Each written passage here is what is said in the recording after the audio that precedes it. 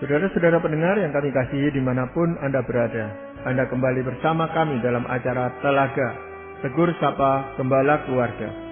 Saya Gunawan Santoso dari Lembaga Bina Keluarga Kristen akan berbincang-bincang dengan Bapak Pendeta Dr. Paul Gunadi.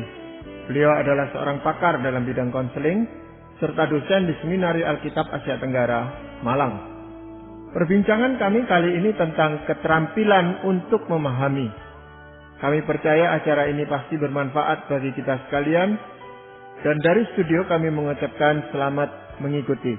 Pak Paul, di dalam kita bersosialisasi berhubungan dengan banyak orang, tentu dibutuhkan banyak keterampilan, kemampuan kita supaya komunikasi, interaksi kita berlangsung dengan baik. Dan salah satunya adalah memahami orang lain. Nah, ini yang sulit karena kita pada dasarnya selalu menuntut untuk dipahami, Pak Paul.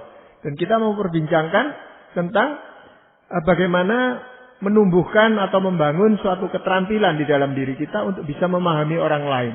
Nah, hal-hal apa kira-kira yang Pak Paul ingin bisa sampaikan pada kami? Saya jadinya ingin menggarisbawahi yang Pak Gunawan katakan tadi, bahwa ini adalah keterampilan yang penting yang mesti dikuasai dalam hidup ya Pak Gunawan, yaitu mengerti pemikiran dan perasaan orang lain. Sebab keterampilan ini memungkinkan kita untuk menempatkan diri dalam posisi dan diri orang, sehingga kita bukan saja dapat mengerti alam pemikirannya, tetapi juga alam perasaannya. Nah, mungkin kita ini dalam pergaulan sehari-hari pernah mendengar istilah berempati berempati. Nah, inilah yang dimaksud dengan berempati, yaitu memahami dan mengerti pemikiran dan perasaan orang lain. Nah, ini adalah hal yang sangat penting sekali, sebab inilah keterampilan yang dibutuhkan untuk membangun relasi yang sehat dan langgeng. Tanpa keterampilan memahami, kita nggak mungkin bisa membangun sebuah relasi yang sehat dan langgeng. Bapak, apakah memang betul bahwa kita hanya berempati kepada orang yang sedang mengalami musibah atau menderita sakit dan seterusnya itu, Pak Paul? Tetapi bagaimana dengan orang-orang yang tidak mengalami itu semua? Artinya sehat-sehat saja, biasa-biasa saja. Apakah kita perlu berempati juga kepada mereka? Jadi sebetulnya berempati itu sudah tentu sangat diperlukan waktu kita itu bersama dengan orang yang sedang berduka ya. Karena pada saat-saat itu orang yang berduka membutuhkan sekali kesensitifan dari pihak kita untuk bisa mendampinginya, menghiburnya. Nah, itu diperlukan kemampuan untuk bisa berempati, mengerti alam pemikiran dan perasaannya. Nah, namun sudah tentu enggak saja dalam konteks kita ini menghibur orang yang sedang berduka, tapi berempati ini juga adalah keterampilan yang diperlukan di dalam situasi kehidupan yang lain. Misalnya, di dalam konteks kita ini bersilang pendapat dengan pasangan kita. Misalnya, istri kita itu tidak setuju dengan sesuatu yang kita telah kemukakan. Nah, berempati diperlukan dalam artian kita mesti memahami alam pemikirannya, kenapa kok dia nggak setuju. Atau misalkan suami kita kok marah waktu kita berkata sesuatu. Nah, penting itu buat kita berempati dalam pengertian, mengerti alam perasaannya, kenapa kok dia sampai marah. Apa tuh yang telah kita katakan atau lakukan yang membuat dia beranggapan kita misalnya sengaja mau menyakiti hatinya atau apalah. Nah, jadi sekali lagi dalam konteks kehidupan yang lain pun keterampilan berempati juga dibutuhkan. Iya, Bapak, bagaimana caranya kita itu menumbuhkan empati di dalam diri kita, Bapak?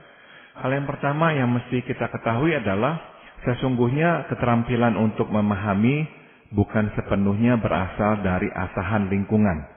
Dengan kata lain, sama seperti keterampilan lainnya, faktor bawaan atau faktor lahiria berperan besar dalam keterampilan ini.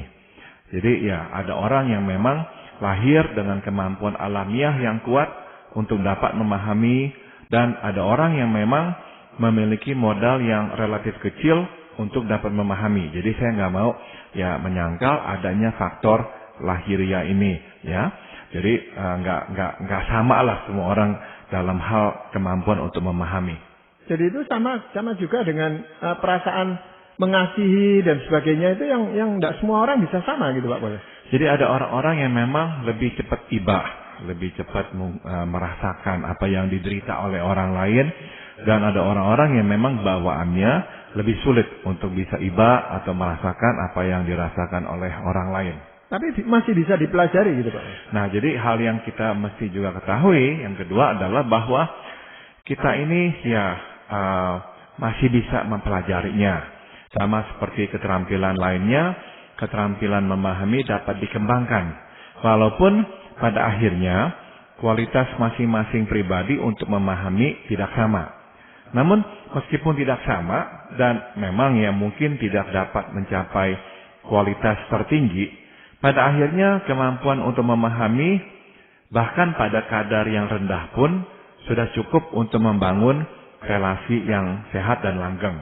Dengan kata lain saya berikan contoh. Mungkin untuk menjadi seorang konselor, nah ini dibutuhkan kualitas memahami yang tinggi. Tapi untuk membangun relasi di antara teman nah hanya dibutuhkan kualitas kemampuan untuk memahami yang lebih rendah atau lebih bersahaja. Jadi nggak semua orang dituntut untuk mempunyai kemampuan memahami yang sangat-sangat tajam dan dalam. Enggak Yang penting adalah kita sangguplah melihat kenapa kok dia berpikiran demikian. Apa tuh yang sebetulnya sedang ada dalam isi hatinya. Apa tuh yang sedang dirasakannya. Dan kenapa kok dia merasa begitu. Nah, itu kemampuan yang saya kira mendasar. Dan ini yang tetap diperlukan oleh semua orang. Jadi sebenarnya berempati ini lebih mudah kita lakukan pada orang-orang yang dekat dengan kita. Dalam arti kata keluarga. Atau dengan orang lain Pak Bos? Seharusnya yang dekat dengan kita lebih mudah karena kan kita lebih mengerti alam pemikirannya, kita sering berinteraksi dengan dia, dan karena kita juga dekat, maka kita sering berbagi perasaan dengannya. Jadi seharusnya dengan pasangan kita atau terhadap anak kita lebih mempunyai kemampuan untuk dapat berempati. Tapi tadi Pak Paul singgung tentang menjadi seorang konselor.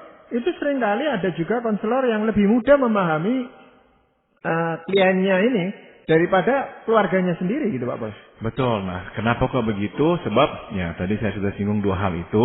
Yang pertama memang ada faktor bawaan. Ada orang-orang yang memang dikaruniakan kemampuan yang sangat kuat untuk dapat memahami alam pemikiran orang dan alam perasaan orang. Nah, itu faktor yang pertama. Dan faktor kedua, sudah tentu konselor lebih terlatih. Karena dalam program pendidikan, hal ini adalah hal yang penting Jadi sering kali diajarkan dan ditekankan sehingga mereka lebih terasah lah di dalam hal ini.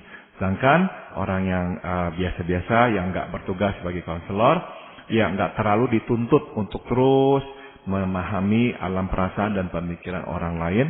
Sehingga kalau memang bawaannya itu nggak gitu kuat, udah tentu kemampuannya dia juga nggak terlalu kuat juga. Iya, dengan kata lain, kalau kita lebih sering berempati, makin terasahlah empati kita gitu Pak. Betul sekali Pak Gunawan. Jadi orang yang memang mau belajar, benar-benar mau mengerti alam pemikiran pasangannya, anaknya, nah dia akan akhirnya belajar dan lebih mampu untuk berempati. Nah sebenarnya sejak kapan seseorang itu mesti dilatih untuk bisa berempati Pak? Nah, sama seperti keterampilan sosial lainnya, keterampilan untuk memahami paling efektif untuk dipelajari dan diajarkan pada masa belia, pada masa muda. Pada umumnya anak kecil jauh lebih mudah dan tanggap untuk belajar. Nah, jadi masa kecil adalah masa yang terbaik untuk menumbuhkan keterampilan untuk berempati ini. Masa kecil ini sekitar umur berapa yang Pak Paul usulkan? Saya kira paling lambat misalnya anak-anak itu dari umur 2 tahunan sudah dimulailah. Karena anak umur 2 tahun sudah mulai bisa mengeksplorasi lingkungannya.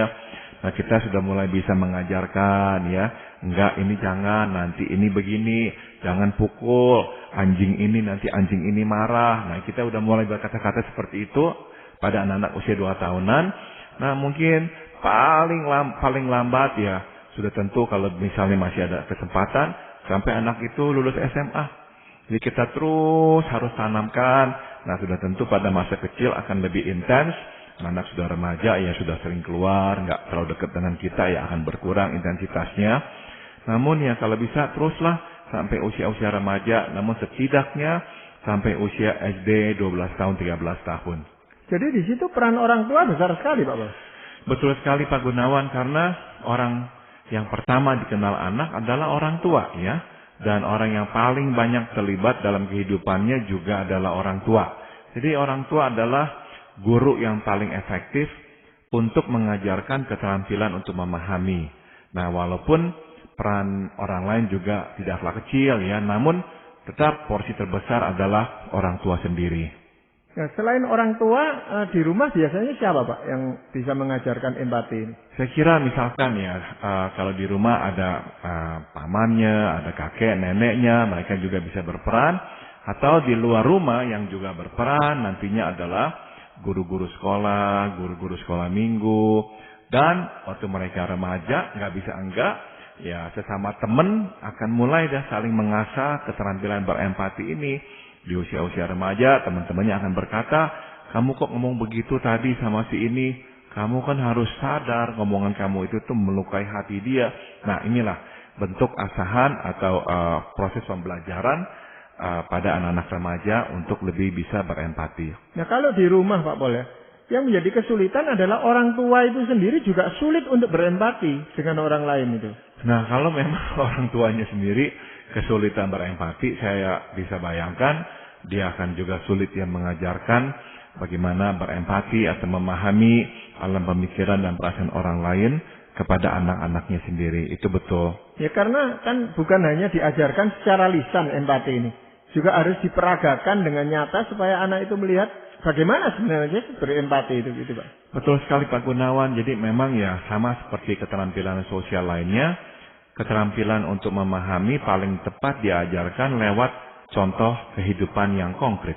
Jadi orang tua mesti mendemonstrasikan keterampilan untuk memahami lewat situasi kehidupan yang real ya, baik yang berkaitan dengan anak itu sendiri ataupun dengan orang lain. Jadi saya berikan contoh misalnya nih ya, ketika anak mendapatkan nilai ujian yang tidak memuaskan.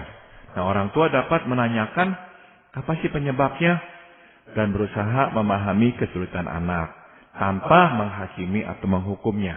Nah, jika hal seperti ini terjadi berulang kali, secara alamiah anak pun mulai mencontoh tindakan orang tuanya sewaktu ia diperhadapkan dengan situasi kehidupan yang serupa. Ya, seringkali orang tua agak kurang mengajarkan empati karena dianggap memang ini tidak ada gunanya, malah merugikan buat si anak atau buat mereka sendiri sebagai orang tua. Kan ini memberikan waktu, memberikan perhatian dan sebagainya. Sedangkan yang diajarkan oleh orang tua sebaliknya dari itu gitu Pak Pol. Betul Pak Gunawan. Jadi kadang-kadang kalau kita ini sebagai orang tua terlalu sibuk ya, daripada ya mengajarkan proses ya, kita itu langsung kepada hasil akhirnya ya. Misalnya kita melihat anak kita itu tuh ya bersitegang dengan kakaknya soal mainan gitu. Dia udah mainkan mainan ini cukup lama, kakaknya meminta, dia nggak kasih. Nah, karena kita udah repot ya Pak Gunawan, jadi akhirnya tuh yang sering kali kita lakukan adalah memerintahkan si anak untuk memberikan mainan itu kepada kakaknya. Nah, kita akhirnya nggak mempunyai waktu untuk menjelaskan prosesnya yang dapat justru menjadi sebuah pelajaran yang baik buat si anak untuk berempati. Misalnya kita bisa berkata, coba kamu sendiri bayangkan kalau kakakmu yang memainkan mainan ini selama dari pagi sampai siang dan kamu memintanya untuk meminjam dan dia tidak berikan. Bagaimana perasaanmu? Nah, kamu kan juga marah, kamu kan nggak suka sebab kamu melihat kakak sudah bermain sudah begitu lama. Nah, ini nih yang kakakmu sekarang rasakan. Kamu kok nggak kasih mainan ini kepada dia sedangkan kamu telah memainkannya untuk begitu lama. Tapi ya sekali lagi saya harus katakan ya kita nggak selalu sempurna sebagai orang tua. Jadi kadang-kadang karena kita sudah sibuk, kita ya lalai menjelaskan proses ini. Dan sebetulnya inilah proses yang baik untuk dijelaskan supaya anak belajar nantinya ya berempati. Ya, kalau tadi Pak Paul katakan ada kakak, adik, ini terlibat juga di dalam proses pembentukan empati dalam diri seseorang anak gitu Pak. Tepat sekali Pak Gunawan. Jadi anak-anak itu bisa belajar ya, bukan saja lewat pengalaman pribadinya, waktu orang tua itu menjelaskan, atau misalnya orang tua itu memahami kesulitan anak tanpa menghakimi, tapi juga waktu orang tua mendemonstrasikan kemampuan untuk memahami dalam situasi yang lain dengan orang lain, misalnya dengan kakak atau adiknya, atau ayah atau ibunya. Nah, misalnya nih ya, sebagai contoh, si anak itu melihat ya bahwa orang tua itu sewaktu melihat atau misalnya kakaknya itulah berbuat sesuatu yang nggak berkenan kepada orang tuanya. Nah, orang tuanya itu tuh nggak langsung memarahi, tapi kemudian bertanya kepada si kakak, kenapa kok dia begini, kenapa dia begitu. Kemudian baru memberikan misalnya sanksi atau apa. Nah, si anak akan melihat bahwa orang tua itu berusaha memahami kakaknya sebelum memberikan tindakan-tindakan kepada si kakak. Nah, ini nih menjadi pengalaman pembelajaran bagi si anak bahwa lain kali pun kalau saya itu menghadapi situasi orang berbuat sesuatu yang nggak berkenan kepada saya mesti mencari tahulah kenapa dia begini, kenapa dia begitu, baru saya nanti bersikap kepadanya. Jadi anak-anak yang dari kecil melihat langsung bagaimana orang tua berempati kepadanya dan bagaimana orang tua juga berusaha memahami kakak atau adiknya, akan memang diperkaya dengan kemampuan ini, Pak Gunawan. Ya, tetapi itu pun orang tua harus memperlakukan anaknya ini sama gitu Pak Pol ya. Kalau terhadap kakaknya dia bertanya dulu, mengerti dulu, tetapi tidak terhadap adiknya. Nah ini juga menimbulkan suatu kegalauan buat anak. Betul. Jadi memang anak-anak perlu melihat kita sebagai orang tua konsisten. Ya, kita memperlakukan pendekatan yang sama kepada semuanya. Iya. Dengan cara bagaimana lagi seseorang itu bisa belajar empati, Pak? Saya berikan contoh yang lain ya, Pak Gunawan ya. Jadi orang tua dapat mengajarkan keterampilan untuk memahami kepada anak melalui apa yang dialami oleh si anak. Misalnya ya, si anak mengadu, dia dikucilkan oleh teman-temannya.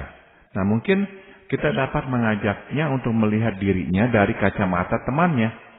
Kita dapat menanyakan, apakah yang mereka katakan tentang penyebab mengapa mereka tidak mau berteman dengannya? Bila ia menjawab, misalnya, bahwa teman-teman menuduhnya egois, nah mungkin kita dapat menanyakan kepadanya, alasan mengapa kok mereka sampai menuduhnya egois. Nah, lewat pembicaraan seperti inilah, kita dapat mengajak anak untuk melihat dirinya dari sudut pandang orang lain. Ya, jadi nggak hanya dia melihat semua dari kacamata dia. Anak-anak atau teman-teman mengucilkan dia. Nah, dia perlu melihat dari kacamata teman-temannya, kenapa kok sampai mereka tidak mau bermain dengannya. Iya.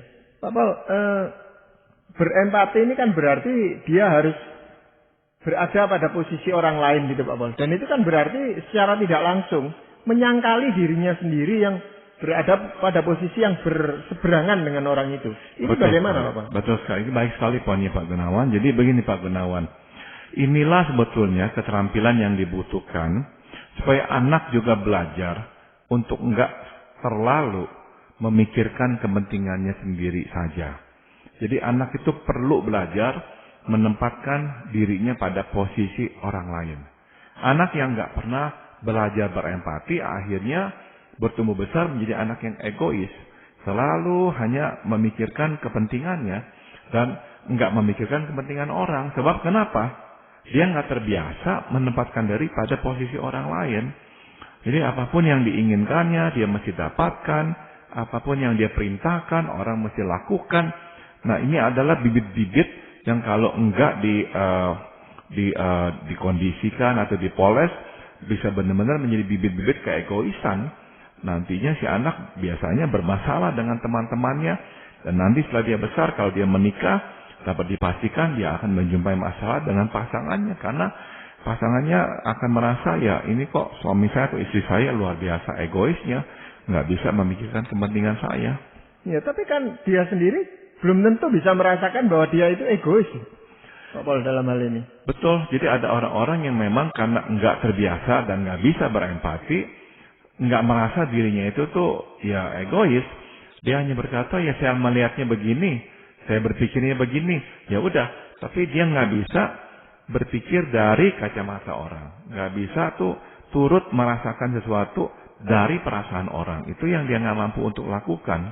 Ya, Pak Pol, ini kalau Pak Pol tidak keberatan, apakah Pak Pol punya pengalaman dalam hal berempati ini, Pak Pol? Saya kira salah satu yang saya ingat ya, waktu saya masih kecil adalah saya pernah melihat ada orang jatuh pingsan di depan rumah kami. Dan saya masih ingat sekali tuh, mama saya tuh diberitahukan ada orang jatuh pingsan di depan rumah kami. Tetangga yang lain juga keluar menolong orang tersebut. Saya masih ingat sekali mama saya masuk ke dalam, kemudian mengambilkan susu hangat dan memberikan kepada orang itu, sebab orang itu rupanya pingsan nggak lama, terus dibangunkan, dia siuman kembali, dan saya masih ingat mama saya memberikan air susu hangat itu kepadanya. Nah, waktu saya melihat hal itu, saya masih kecil ya, saya itu nggak bisa, udah tentu saat itu nggak, masih kecil nggak bisa mencernanya seperti apa, tapi apa yang saya saksikan itu meninggalkan bekas di kepala saya, di hati saya, bahwa kalau orang kesusahan, kita berbuat sesuatu lah untuk menolongnya. Dan cukup sering misalnya ya, keluarga kami itu, orang tua saya itu memanggil misalnya pedagang atau apa. Saya masih ingat ada tukang sate babi yang suka datang, yang memang kelihatannya susah sekali orang itu. Luar biasa ya, kelihatannya orang itu memang dalam kemiskinan yang dalam. Jadi saya masih ingat tuh, orang tua saya, terutama mama saya, sering panggil dia untuk beli. Meskipun kadang-kadang tuh sudah ada makanan atau apa, tapi saya tahu sengaja beli untuk menolong dia. Nah, hal-hal kecil seperti itu, meskipun saat itu mama saya enggak berkata, anak-anak, nah inilah pelajaran tentang berempati, enggak. Tapi waktu kami menyaksikannya, kami akhirnya tuh belajar bahwa iya ya, kita harus menempatkan diri dalam posisi orang yang susah, dan kita harus berusaha menolong orang yang susah. Nah, hal kecil seperti itu dicatat oleh anak, Pak Gunawan, dan akhirnya menolong anak-anak bertambah besar untuk memiliki kemampuan untuk memahami alam pemikiran dan perasaan orang lain pula. Ya, jadi berempati ini diawali dengan suatu kepedulian yang besar terhadap seseorang, gitu Pak. Betul sekali, Pak Gunawan. Jadi pada akhirnya tuh buah dari empati, dari kemampuan memahami alam perasaan dan pikiran orang lain adalah belas kasihan. Jadi kalau kita memang enggak mempunyai kemampuan memahami perasaan dan pemikiran orang, akan sulit sekali buat kita tuh untuk bisa akhirnya berbelas kasihan kepadanya. Dan ini kita lihat dengan sangat jelas pada contoh Tuhan Yesus yang sangat mempedulikan orang lain ya. Dia selalu hatinya tergerak oleh belas kasihan. Kenapa? Sebab dia menempatkan dirinya pada diri orang-orang yang dilayaninya, bahwa mereka adalah orang-orang yang susah dan tertindas. Nah, jadi belas kasihan itu selalu ada di dalam hatinya. Ya, mungkin ada cara lain untuk membangkitkan empati ini dalam diri seorang anak, Bapak. Misalnya orang tua itu dengan sengaja ya memilih membahas sebuah topik ya tentang berempati. Sebagai contoh nih ya, suatu kita tengah membahas atau membicarakan tentang hari Natal, kelahiran Tuhan kita Yesus di dunia ini. Nah, kita bisa misalkan membicarakan tentang tindakan Raja Herodes Agung yang memerintahkan pembunuhan anak-anak berusia 2 tahun ke bawah setelah mendengar bahwa Tuhan Yesus telah dilahirkan. Nah, dia nggak mau ya Tuhan nanti ini mengambil taktanya sebagai raja. Jadi dia memutuskan, karena dia tidak tahu di manakah bayi Yesus dilahirkan, maka ya dia bunuh semua anak-anak yang berusia 2 tahun ke bawah yang tinggal di kota Bethlehem. Nah, kita bisa menjelaskan bahwa raja ini adalah seorang pribadi yang tidak mempunyai keterampilan untuk memahami. Dia tidak mengerti pemikiran dan perasaan orang tua yang mesti kehilangan anaknya waktu anak itu dibunuh. Kenapa? Sebab ya ini dikarenakan oleh sifat egoisnya belaka yang tidak ingin kehilangan taktanya. Jadi untuk bisa terus mengungkungi takhta, dia itu nggak segan-segan menghabisi nyawa anak-anak kecil dan nggak mempedulikan bagaimanakah perasaan orang tua yang harus kehilangan anak-anaknya. Nah, di sini kita bisa melihat sebuah keterkaitan yang erat antara keterampilan memahami perasaan dan pemikiran orang dan belas kasihan. Kita lihat Herodes yang gak bisa mengerti perasaan orang dan sebagainya karena dia egois. Apa tuh yang terjadi pada dirinya? Dia kehilangan belas kasihan. Nah, jadi orang tua mesti ya benar-benar melihat betapa pentingnya kemampuan memahami ini, karena nantinya dari sinilah akan muncul kemampuan juga untuk berbelas kasihan. Dan inilah sebuah karakter yang sangat-sangat ya disenangi oleh Tuhan kita. Ya, sebenarnya ini juga merupakan anugerah atau perlindungan Tuhan terhadap umat manusia, Pak Paul. Bisa kita bayangkan kalau orang itu tidak lagi mampu berempati terhadap sesamanya, kan tambah rusak dunia ini, Pak Paul. Betul sekali, dan ya, memang kecenderungannya manusia adalah untuk memang ya hanya memikirkan kepentingan dirinya sendiri, sehingga ya kalau memang akhirnya orang tua juga lalai mengajarkan ini, akhirnya makin banyaklah orang-orang di dunia ini yang tidak memikirkan kepentingan orang lain dan nggak bisa lagi berbelas kasihan kepada mereka. Ya, Pak Paul, sebelum kita mengakhiri perbincangan ini, mungkin Pak Paul bisa menyimpulkan apa yang kita perbincangkan tentang keterampilan untuk memahami orang lain ini, Pak. Firman Tuhan di Roma 15 ayat 1 berkata, kita yang kuat wajib menanggung kelemahan orang yang tidak kuat. Dan jangan kita mencari kesenangan sendiri. Jadi perintah Tuhan sangat jelas, Pak Gunawan, ya, bahwa kita harus menolong orang. Dan untuk bisa menolong orang diperlukan belas kasihan. Dan untuk bisa berbelas kasihan diperlukan kemampuan berempati atau memahami perasaan ataupun pemikiran orang lain. Dan dengan modal yang sama inilah baru kita itu bisa berkata, oke, saya nggak akan mendahulukan kesenangan saya, tapi saya akan bisa juga mendahulukan kepentingan orang lain. Nah, semua ini bersumber dari ya satu itu saja, kemampuan untuk memahami. Ya, terima kasih Pak Paul untuk perbincangan ini. Dan para pendengar sekalian, kami mengucapkan banyak terima kasih. Anda telah mengikuti perbincangan kami dengan Bapak Pendeta Dr. Paul Gunadi dalam acara Telaga, Tegur Sapa Gembala Keluarga. Kami baru saja berbincang-bincang tentang keterampilan untuk memahami. Bagi Anda yang berminat untuk mengetahui lebih lanjut mengenai acara ini, silakan menghubungi kami lewat surat. Alamatkan surat Anda ke Lembaga Bina Keluarga Kristen atau LBKK, Jalan Cimanuk 56, Malang. Anda juga dapat menggunakan email dengan alamat telaga@telaga.org. Kami juga mengundang Anda mengunjungi situs kami di www.telaga.org. Saran-saran, pertanyaan, serta tanggapan Anda sangat kami nantikan.